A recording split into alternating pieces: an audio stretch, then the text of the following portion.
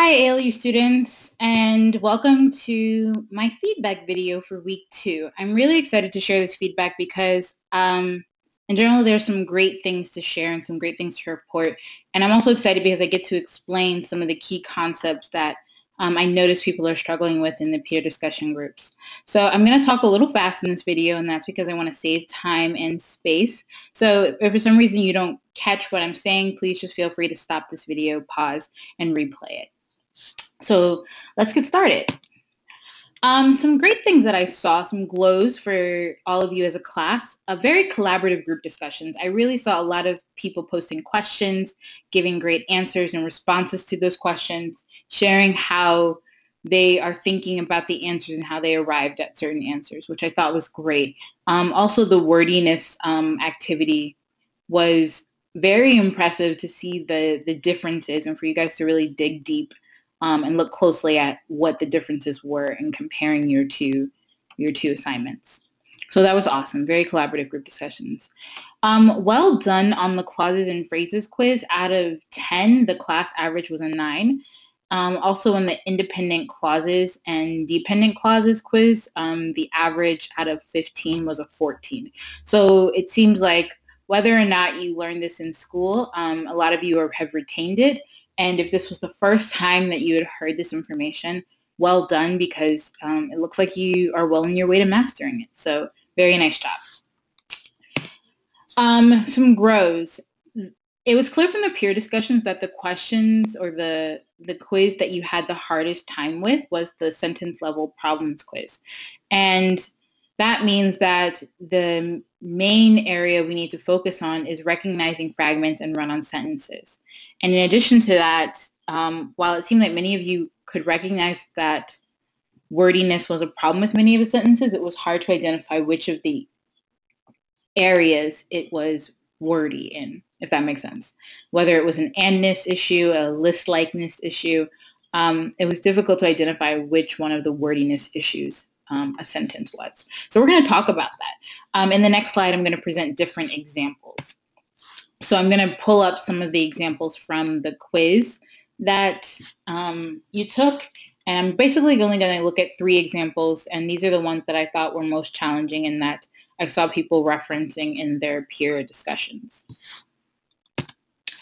So the first big problem is the run-on sentence.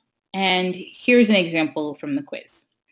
It will also create employment for many people in the rural areas. This will reduce population pressure in towns.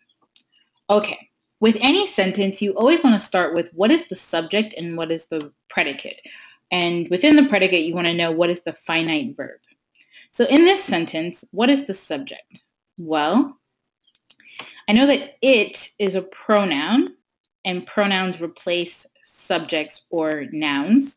So I'm going to just, in my mind, replace it with a noun that's more familiar, like Coca-Cola. Coca-Cola is a company. So Coca-Cola will also create employment for many people in the rural areas. Ah, okay. Now I see that that's one sentence. Because Coca-Cola, what is Coca-Cola doing? It will create employment. So Coca-Cola, create, there's my subject and my verb. But in this case, we know it's it. So it is the subject, create is the verb. That means that there is another subject and verb hidden within this sentence. This will reduce population pressure. Well, what is this? What does this refer to? This refers to something that Coca-Cola will do. So this must be a pronoun. It's replacing a noun. So we can also say Coca-Cola will reduce population pressure in towns. Ah, so that means that this is the subject, reduce is the verb. Ah, so we have 2 independent clauses here. 1, 2 subjects, 2 verbs. But they are joined by what? A comma, which is illegal. We cannot replace a comma. We cannot use a comma to join 2 independent clauses. So instead, you have 2 options. You have a few options, actually. You can replace the comma with a full stop, as I did in the second example. You replace it with a full stop, and then you make this with an uppercase letter. You can also use a semicolon. You use a semicolon instead of a comma. Or you can change one of the independent clauses to a dependent clause, such as in the last example. By creating employment for people in the rural areas, notice that that is a dependent clause, people can reduce population pressure in towns. So 3 options: use a full stop, use a semicolon, or make one of the independent clauses into a dependent clause. Hope that makes sense. If not, there are resources I can refer you to, and we can also start a discussion on Canvas where we can ask questions back and forth, and I can help answer some of those questions. But let's move on to the next area of growth. Fragments. So this was a fragment from your quiz as well. Realizing that formal education is disabling youth and killing their potential. Okay. If we read that out loud, does that sound like a full statement? Realizing that formal education is disabling youth and killing their potential. That is not a full statement. That is the beginning of an idea that hasn't been completed yet. So one way that we can fix it is by completing it. Realizing that formal education is disabling youth and killing their potential, Tinashe fought hard to establish more after-school programs. Do we see that that's now a full statement? Tinashe fought hard. I apologize.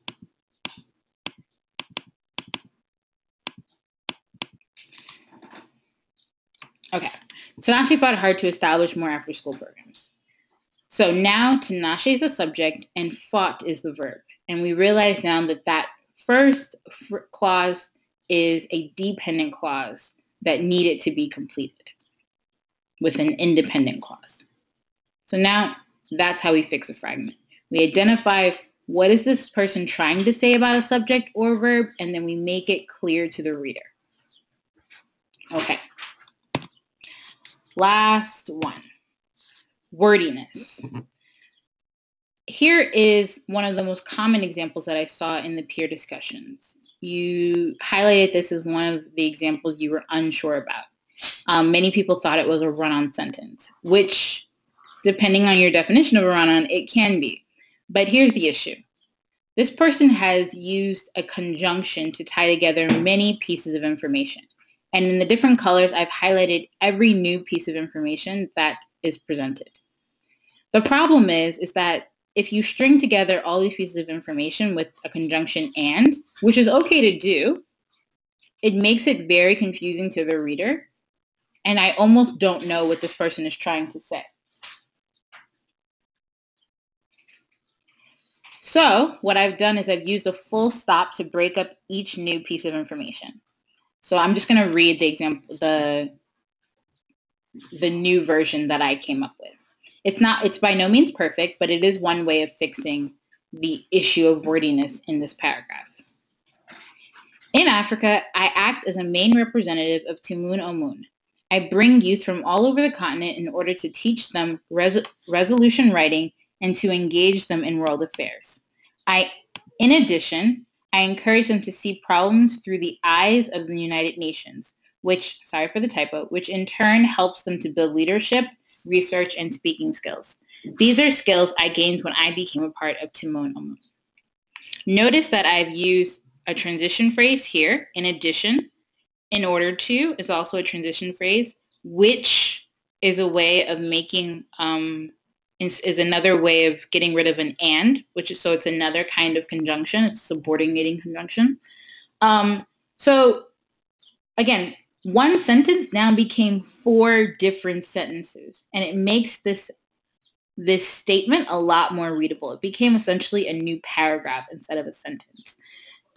So that's basically all I wanted to share with you in this feedback session, were just 3 examples of how we applied the rules that was on Canvas to the examples that were given. If you have any more questions about this, I hope you will post them on Canvas.